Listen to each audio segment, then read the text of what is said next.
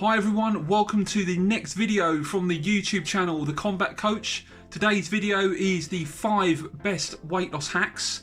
So I've put together a list of things that I've seen over the years that has actually made people struggle. These are easy things to change and obviously help you on your weight loss goals. But obviously the big thing there with the issue of weight loss is body fat reduction. So a lot of people initially think of just weight loss. We want to reduce body fat, so that should be our first focus. Obviously I've used weight loss in the title because that is what people identify as what they're wanting to do, but obviously I want to change that over time and actually make people think about actually losing body fat, not body weight. So let's get to it.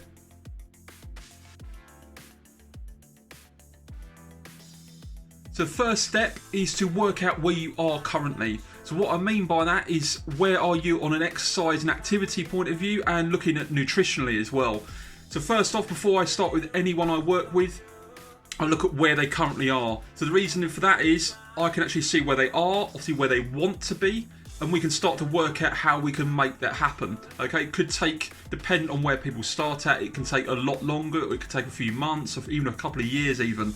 So the first thing is to focus on where you are activity wise, and obviously if you need to increase that, which most times that needs to happen.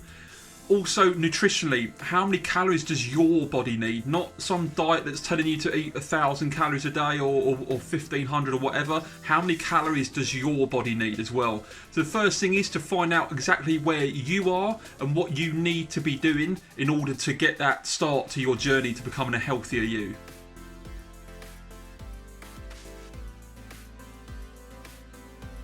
Number 2, this is a huge mistake within the industry. A lot of people weigh themselves, and they weigh themselves far too frequently.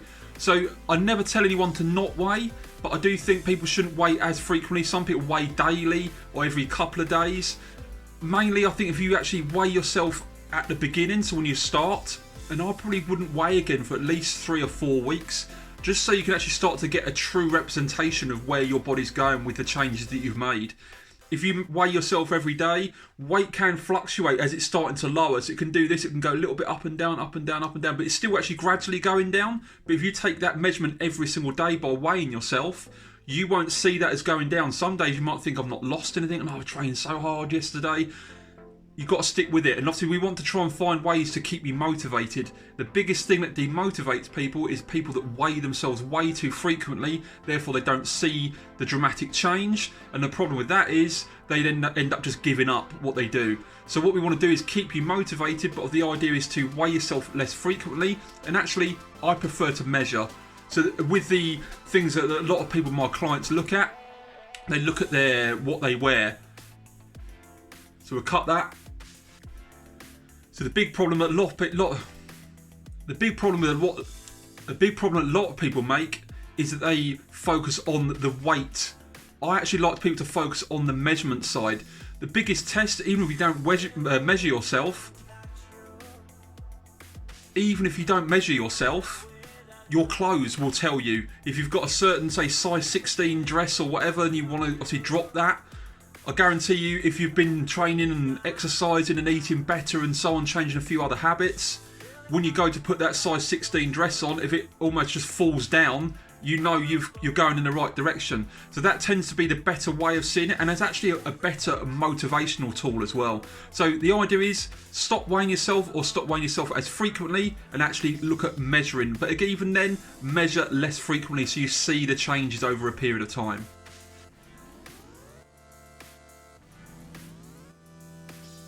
So number 3 is creating new long-term habits.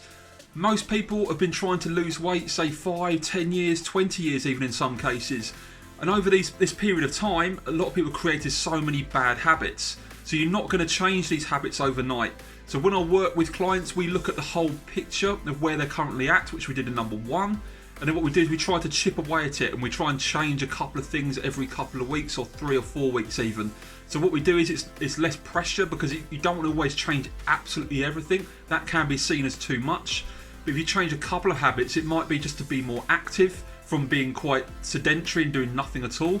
And also maybe eating breakfast when you don't eat breakfast currently, and obviously to eat a good breakfast, and maybe even if you did add another one, maybe to start your hydration levels. And even with that, the hydration, you can gradually increase it, because some people actually don't hydrate at all, apart from tea or coffee or things like that. Okay, so obviously pure hydration, a lot of people do struggle, but even with that, just gradually chip away and change it over a period of time. So once you've done these habits for a couple of weeks, say, and you've been rigid with it and you've stuck to it, and you'd actually see and potentially feel the benefits of that as well, that's going to motivate you to keep that habit up. And then what you do is you start to change a couple more habits after 2, 3 or 4 weeks.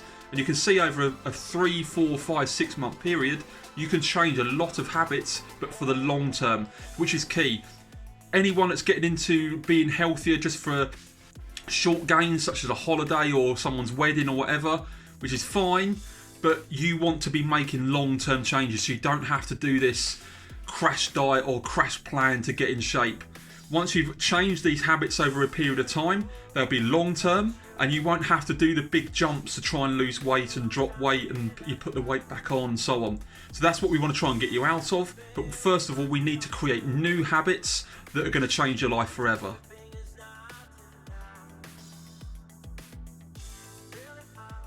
So number 4 is mainly targeting beginners, people that have not really started to get healthier. Main thing is just get active. It doesn't necessarily mean to join a gym. I don't feel you have to join a gym to get fit and healthy. You could just literally just go out of your front door and go for nice long walks every single day. Especially if you're quite sedentary, if you work at home or you just work and sit in an office all day. It's just good just to get moving and obviously increase the activity and get it up to a certain point. 10,000 steps seems to be what people say. I don't think that's an accurate amount for like everyone, obviously, because everyone is different. But as a tool to get someone from doing nothing to doing something, the 10,000 step could be a relatively good guide. But as long as you start to get moving, you start to see the difference, then you can start to look at maybe putting more forms of exercise in to replace the activity.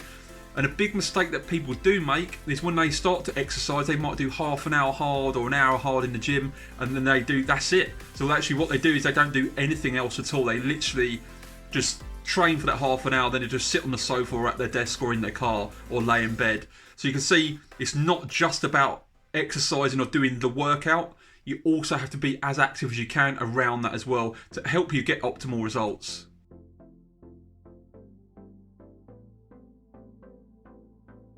So number 5 is cutting out the pointless calories. So this can be the one I find I have to battle some clients to get through. Main things that people tend to eat bad or drink bad, obviously alcohol, sugary sweets, cakes and crisps and things like that. I always think your body requires fuel like a car, okay? So if you put the wrong type of fuel into your car, at some point it's just not going to work efficiently and things are going to go wrong. Your body's no different. So when you start to think of your body that way, you can see what the bad things do to it. So your alcohol and things like that, they're actually pointless calories. Not only are they pointless calories, they can actually do damage to your body in the long term as well. So when you start to think of it like that, that can change your mind about eating and drinking these things. I never believe you should say, right, never eat a chocolate bar again or never drink alcohol again. I actually for me personally, I don't think that's living in the real world, but obviously everything has to come in moderation. So when you look at alcohol, if someone was drinking 20 pints of beer a week, okay, we could actually try and change that and reduce that to 5 initially. You know, that's a massive decrease in pointless calories. It's going to reduce the amount of calories we're intaking. And obviously if we improve and increase the quality of the nutrition that we eat per day, per meal, we're going to start to look and we're going to start to feel better too. So with the habits, and obviously tapping into an early one as well with the habits, when you change these things, when you start to feel and look a certain way and look more towards the way you want to be, that can actually work as a motivational tool to make you want to change more. So you can see why the gradual approach tends to be more successful than just literally saying, right, you've got to change everything overnight. Sleep, stress, change your workout, be more active, eat this, don't eat that, drink this. So I think that's too much of a change for most people. I guarantee you, if you make these changes more gradually, they become more sustainable and it actually motivates you to then change more, because you think, well, I feel amazing. I've made 3 or 4 different changes here and I'm looking so much better. You know, what could I do if I changed 2 or 3 more things? But there will actually be a point as well down the line where you've got to be willing to sacrifice more in order to get where you want to get. So you've got to see where you're willing to go to get what you want to get. And in some cases, I've had clients that want to get in a certain shape or certain condition.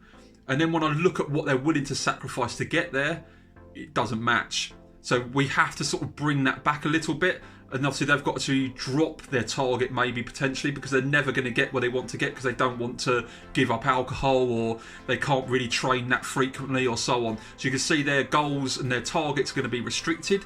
Therefore, it's better to bring your target level down in order to make it attainable. Because the problem is, a lot of people actually make targets that are unattainable, and they're not willing to sacrifice what's required to get there. So the biggest thing is to make sure that you can get to a point where you're willing to get to, and you've sacrificed what you're willing to sacrifice. And making these gradual changes with the countless calories, I guarantee you, your bad calories are going to plummet, your good calories are going to go up to the level they should be, your activity levels are going to go up, the other habits such as hydration, sleep, stress and time management and so on will start to give like a chain reaction effect, and you will start to change your body like over time, and you will never want to go back to where you were before. So that's what sort of starts to make these sort of changes over a period of time more sustainable.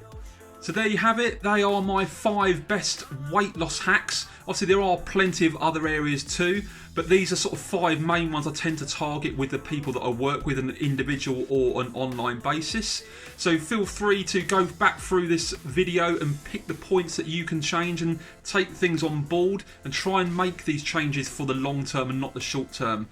If you need any more guidance or you've got any comments, please leave them in the comment section below, or feel free to email me via my website.